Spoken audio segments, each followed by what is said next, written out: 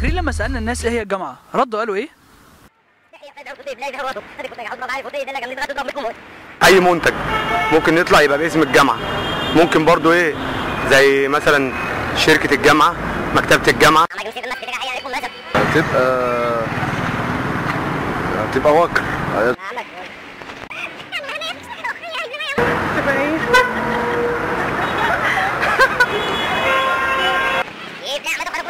الجامعه دي مش جامعه، تبقى فوضى.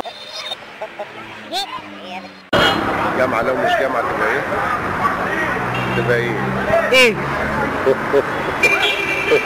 تبقى معجنه.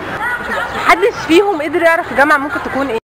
فكرنا ليه تكون انسان عادي زيك زي اي حد تاني، هتعيش عادي وتموت برضه عادي. وعلشان كده احنا عملنا الجامعة هي ايه؟ هي مجلة شبابية هدفها التنمية، هدفها التغيير، هدفها التأثير.